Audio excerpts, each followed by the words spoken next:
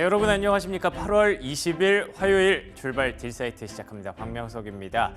뉴욕 증시 정말 대단합니다. 자고 나면 올라 있습니다. 엔비디아도 그렇고요, 테슬라도 그렇고요, 나스닥, S&P 500 연일 상승세를 달리면서 어느덧 8거래일 연속의 상승입니다. 이 8일 연속 상승이 역사적으로 찾아봐도 몇 번 없대요. 1998년 이후에 총 10번 있었다는데 그 10번 중에 하루 역사의 순간을 우리가 살고 있네요. 지지난주에 급락 이후 이렇게까지 시장이 V자로 반등할 줄 알았던 사람이 몇이나 될까요? 어찌됐든 시장 좋고요.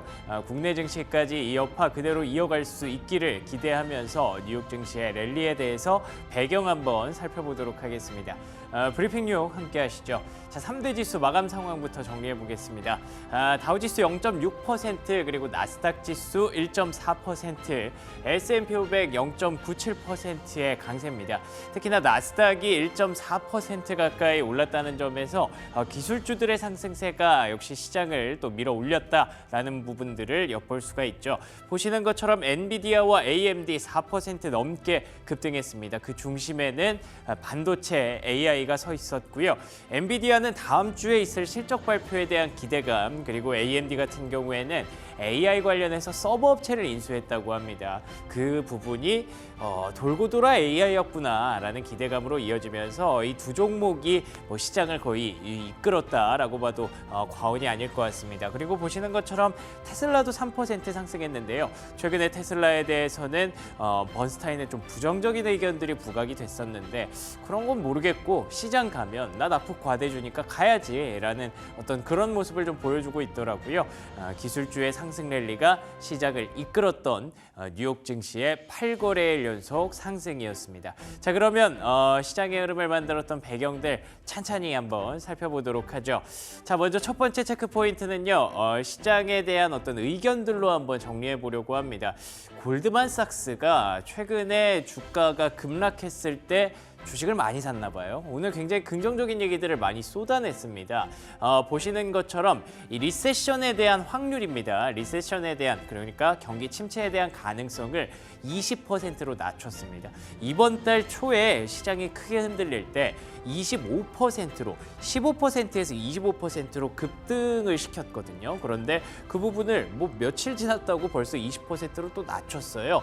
결국에는 최근에 있었던 그 소매 판매 지표, 그리고 실업수당 청구 건수가 어느 정도 안정되는 모습을 보이면서 25%까지는 우리가 좀 오버했나 봐 하면서 20%로 낮췄고요.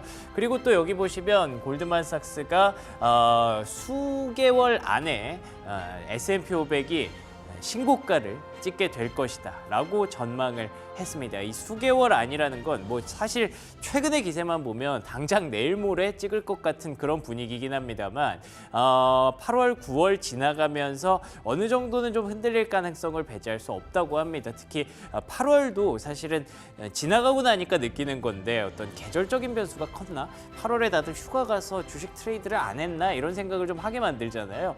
결국 경기 침체 별거 아니었다라는 쪽으로 지금 진행이 되고 있기 때문에 9월에도 계절적인 흐름으로 인해서 조금은 조정을 받을 가능성이 있다고 합니다. 그렇지만 최근에 빅스 지수죠. 그러니까 변동성 지표가 60까지 치솟았다가 20까지 내려오는 과정에서 많이 그 풋이라고 하죠. 콜과 풋, 그러니까 하락에 베팅했던 그런 헤지펀드들이 그 부분들을 많이 청산을 했대요. 그러면서 그래, 이번에는 변동성 그냥 단기에 끝나나 보다라고 확신할 수 있는 계기가 되었다고 하니까 JP모건에서도 올해 연말까지 굉장히 좀 긍정적인 요소들이 많이 남아있다고 하니까 11월, 12월 연말에는 연말 랠리 기대할 수 있을 것이다 라는 공통된 전망을 내놨다고 보시면 될 것 같습니다. 골드만삭스 이외에 다른 곳에서는 어떤 얘기를 했는지 볼까요? 다음 장 넘겨주시면요.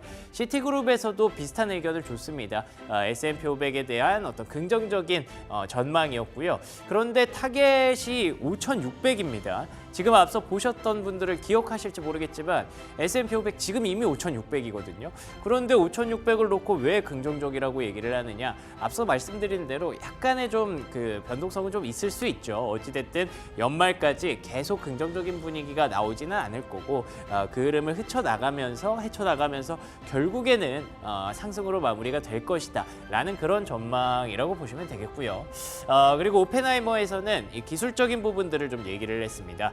나스닥 100이 보시는 것처럼 이 200일선을 계속 위에서 상회하고 있습니다. 최근에 나타났던 급락이 있었을 때도 기가 막히게 또 200일선 터치하고 다시 올라왔거든요. 만약에 여기를 하회했으면 이때 2022년 부근과 같은 어떤 조정이 나올 수도 있었을 텐데 그게 전혀 보이지 않았기 때문에 지금은 뭐 크게 걱정할 필요가 없다. 계속 keep buying이라고 써 있네요. 계속 사라는 표현, 긍정적인 표현을 내놨습니다. 자, 그래서 지수의 흐름들 한번 기술적으로 또 한번 보려고 다음 장을 준비를 해봤는데요.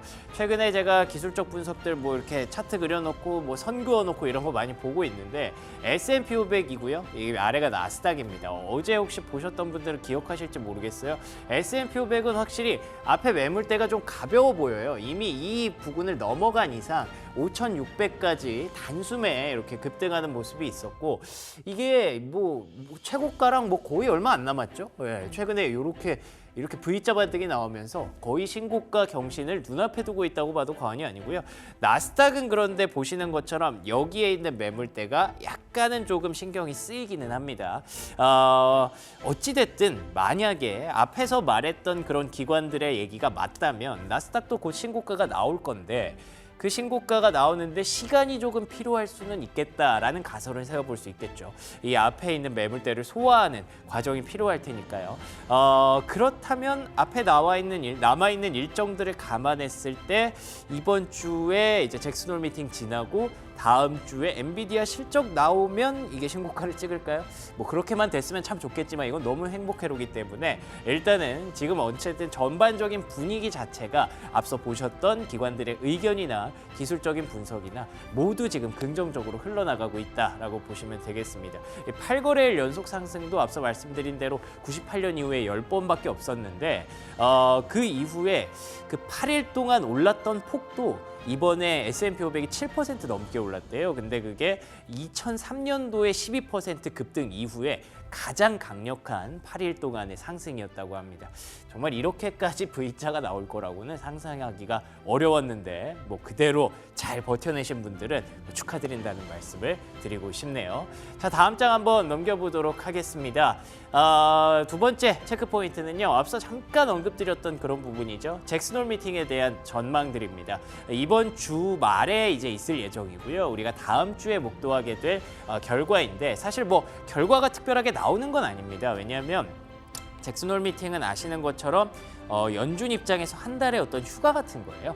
8월에는 우리도 휴가 좀 가자라고 하면서 시작된 거고 거기서 이제 연준 의장뿐만 아니라 전 세계 글로벌 중앙은행 총재들이 다 같이 그 자리에 모여서 뭐 커피도 한잔 하고 뭐 양주도 한잔 하겠죠. 그러면서 앞으로 하반기에 너네는 어떻게 할 거야? 우리는 어떻게 할 거야? 이런 얘기들을 하는 그런 자리인데 최근에 어쨌든 관심이 높죠. 왜냐하면 일본은 금리를 인상하기 시작했고 이제 미국은 당장 다음 달에 금리를 내려야 되잖아요. 그 상황에서 아마 조정이 좀 나올 것 같아요. 그리고 어제 나왔던 기사 중에 미국과 중국에서 금융당국이 우리 문제없게 잘 하자라는 얘기가 좀 있었거든요. 그런 얘기들을 아마 여기서 하게 될 텐데 연준 의장이 그럼 거기서 어쨌든 대장이잖아요. 무슨 얘기를 하겠느냐. 에버코어에서는 우리 50bp 컷까지 50bp 인하까지 열려 있다는 어떤 의견을 좀 보여줄 것이다 라고 얘기를 하더라고요.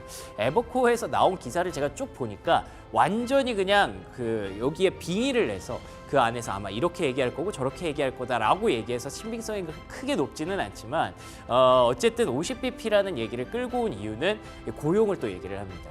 이번 달에 고용이 많이 안 좋았잖아요. 이번 달 초에 나왔던 고용이. 그게 만약에 다음 달 초에도 나오면 연준이 9월에는 50bp 우리 인하해야 될 수도 있어라는 의견은 아마 피력할 가능성이 높다라고 얘기를 했던 부분이고요. 그런데 지금 시장에서는 크게 50bp까지는 염두에 두고 있지 않습니다. 보시는 것처럼 25bp 베이비 스텝이라고 하죠. 77%가 그냥 25bp만 하고 넘어가는 게 맞지 않나라고 보고 있고요. 괜히 50bp 했다가 또 경기 둔화 우려 이런 것들 덜컹거릴까 봐 여기까지는 가지 않기를 바라는 그런 마음이 있는데 일단은 잭슨 홀 미팅 이번 주말에 있다고 하니까 잘 챙겨보기는 해야 될 것 같습니다. 자, 마지막 체크 포인트 하나 더 볼게요. 그래서 그런지 최근에 달러의 약세가 좀 눈에 띕니다. 엔달러를 최근에 급락 구간에서 제가 잘 봐야 된다라고 말씀드렸는데 다 올라오다가 다시 내려갔거든요. 그러면서 야 이거 그러면은 엔달러가 여기 급락했던 것처럼 다시 내려가기 시작했는데 또 매물이 막 출회되는 거 아닐까 걱정하시지 않아도 될 것 같습니다. 왜냐하면 일단 속도 자체가 다르죠. 이때는 너무 급락이 좀 심했어요. 이러다 보니까 급격한 트레이딩이 일어나면서 나타났던 부분이고 이때는 엔화가 갑자기 급등을 했던 부분이 영향을 줬었는데 지금 보시는 것처럼 달러의 추세적인 점진적인 약세가 영향이 크기 때문에 지금 시장에서는 크게 이 부분들을 좀 걱정하지 않는 것 같습니다. 말씀드렸던 부분이죠. 엔화는 상승이고요. 달러화는 하락입니다. 왜냐하면 두 은행의 중앙은행의 정책이 다르기 때문에 점진적으로 나타나면 크게 상관이 없을 것 같아요. 어쨌든 한번 그 덜컹거림을 봤고 그걸 잘 슬기롭게 우리가 버텨냈고 이겨냈기 때문에 지금부터는 이 속도가 전처럼 저렇게 급격하게 나오지만 않는다면 뭐 나쁘지 않은 그런 상황이 될 것 같고요. 근데 여기 달러가 계속 이 추세적으로 하락하는 게 뭐 무조건 좋은 것만은 아니겠죠. 그래서 이런 부분들을 감안했을 때 만약에 연준이 50bp 비커까지 염두한다고 생각하면 다음 장 넘겨주시면 이 자산이 굉장히 그래서 더 돋보이는 것 같습니다. 금 가격인데요. 보시는 것처럼 최근에 사상 최고가 랠리를 계속 달리고 있습니다. 이 강한 박스권을 뚫어내고 나니까 뭐 거의 오르면 그냥 사상 최고가가 돼버리는 그런 상황인데요.